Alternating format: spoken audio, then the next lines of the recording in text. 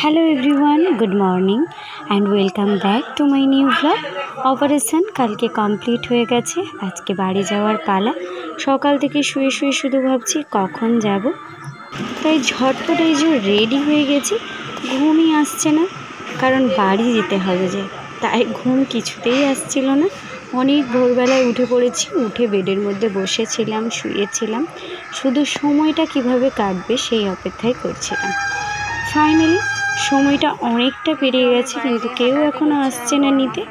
আমি এই যে এখন বসে এদিক ওদিক ঘুরছি, আর আমার বড় মা এখন টিফিনটা কমপ্লিট করছে, তাই বড় মাকে একবার দেখিয়ে দিচ্ছে যে আমার বড় মা কী করছে। আমার বড় মা টিফিন করছিল, আর আমি বাইরে একটু ঘুরছিলাম। এই দেখো, আমি এই নার্সিংহোমটাতে ভর্তি ছিলাম, আগের বারেও তো আমি এখানেই ভর্তি ছিলাম। আর বাইরের ওয়েদারটা দেখো, আজকে কিন্তু খুবই ভালো, একদমই রোদ্দুর নেই। তো আমি মোটামুটি রেডি, আর হাতের মধ্যে দেওয়া রয়েছে চ্যানেল, খুলে দিলেই ব্যাস শান্তি, আর কিচ্ছু না। হাতের মধ্যে থেকে থেকে একটু ব্যথা করছে, মনে হচ্ছে যেন একটা বোঝা রয়েছে হাতের মধ্যে। আমি এদিকে অস্থির হচ্ছি কখন ওরা আসবে, আর ওদের আসার কোনো নামই নেই। আজকে আসবে আমার হাজব্যান্ড, আমার দাদা, আমার ভাইপো, বাড়ির সবাই তো আসবেই নিতে। সবাই বলতে বাড়ির সবাই নয়, মোটামুটি সবাই।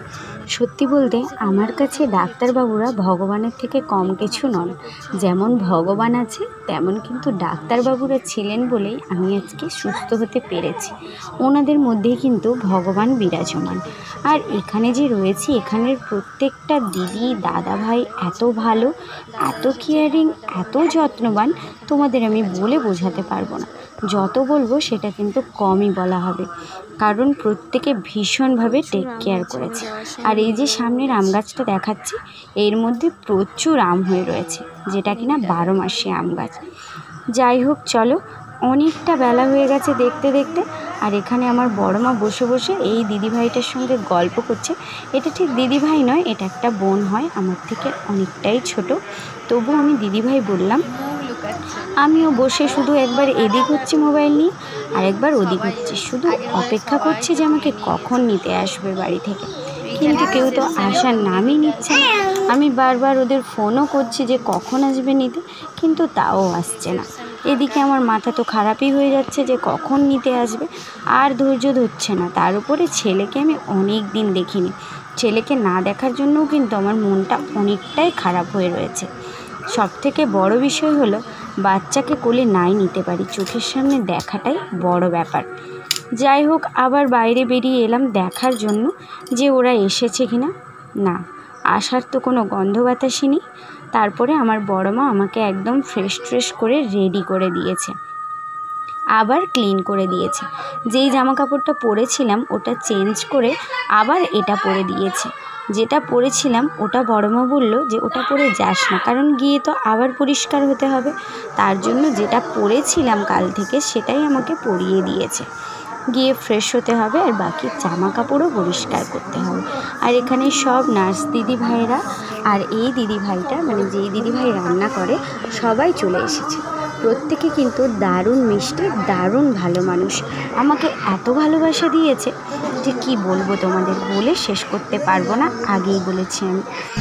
ফাইনালি আমার গাড়ি এসে হাজির, আর উঠে পড়েছি গাড়ির মধ্যে। দেরি না করে এই যে চললাম এবার বাড়ির উদ্দেশ্যে। হ্যাঁ একদম বাবা, যেরকম নর্মাল খাওয়া দাওয়া সে তো ওরকমই খাবে এখন আপাতত। আগে তার ভাতটা যেমন 12টা রেডি দেয়, কে খেলো না খেলো। তুমি কোথায়? আমার বোন আমার ছেলেকে কিন্তু এক মুহূর্তের জন্য নিজের থেকে আলাদা করেনি, সব সময় নিজের মায়ের মতো যত্ন করেছে। সেই খবরটা আমি কন্টিনিউ পেয়েছি। যাই হোক, ও আমার কাছে অনেক কিছু, ওর তো কোনো তুলনাই হয় না। ও সত্যি কথা বলতে আমার কাছে আমার জীবন। যাই হোক, এখন বাড়ি ফিরছি, তাই মনের মধ্যে কিন্তু অনেক আনন্দ। তবে হ্যাঁ, নার্সিংহোমে থাকাকালীন ওই দিদি ভাইদের দাদা ভাইদের এত যত্ন, এত ভালো পরিষেবা, সেটা ভোলার মতো নয়। সত্যি বলতে ওখানের পরিষেবার যত্ন অসম্ভব ভালো। তো এইদিকে দেখো আমার বোন আমাকে একদম স্নান করিয়ে ফ্রেশ করে দিয়েছে, আমার চুল বেঁধে দিচ্ছে ভালো করে। আর এখন আমি লাঞ্চ করব। আর সবাই এসেছে, আমার শ্বশুর মশাইও এসেছেন। আর ছেলে করছে দুষ্টুমি, ওর তো দুষ্টুমি ছাড়া আর কোনো কথাই নেই। আমাকে বকাবকি করেছে যে আমি এতদিন কোথায় ছিলাম, ওকে কেন নিয়ে যাইনি, এই রকম সব ব্যাপার। যাই হোক, ওর মতো খেলছে খেলে।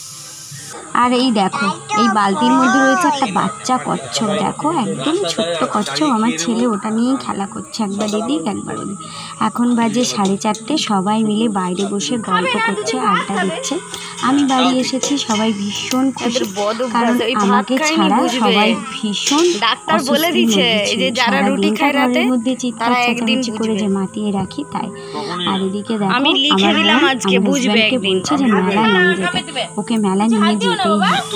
যাই হোক, ওরা তো ওদের মতো রয়েছে, আর আমার ছেলে দেখে রয়েছে ওর কচ্ছপ নিয়ে। এখন বাজে সন্ধে 6টা। এই যে দেখো আমার ছেলে কি করছে, পোটাটো দিয়ে চা খাচ্ছে।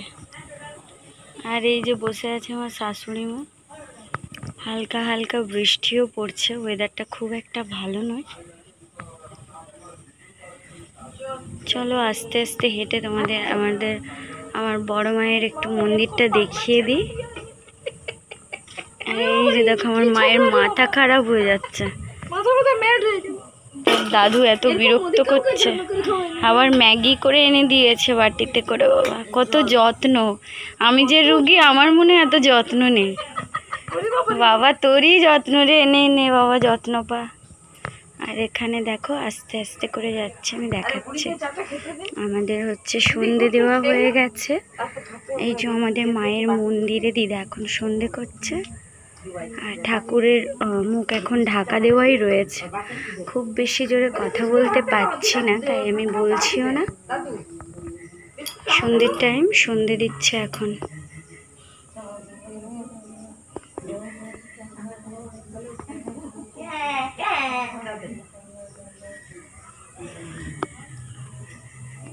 মেঘ যেভাবে ডাকছে মনে হচ্ছে বৃষ্টি হবে।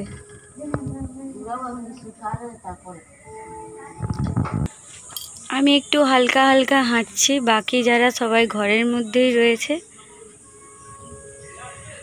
এই দেখো তোমাদের দেখায়, হালকা হালকা বৃষ্টি পড়ছে। চলো, ভিডিও তো বেশিক্ষণ কন্টিনিউ করতে আমি পারছি না এখন। আর কয়েকদিন আমি ভিডিও আপলোডও করতে পারিনি, আমার শরীরটা তো খুব একটা ভালো নেই জানোই তো।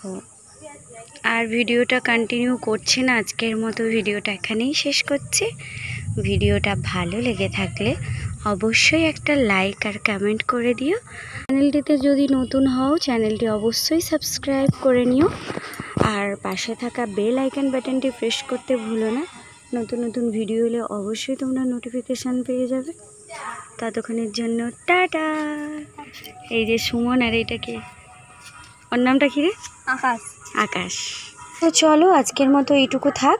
তবে হ্যাঁ, আমার সার্জারি কিভাবে হয়েছিল, কি হয়েছিল সার্জারিতে, কি পরিস্থিতি এসেছিল, টোটাল গল্প করব একদিন তোমাদের সঙ্গে। তো আজকের মতো টাটা।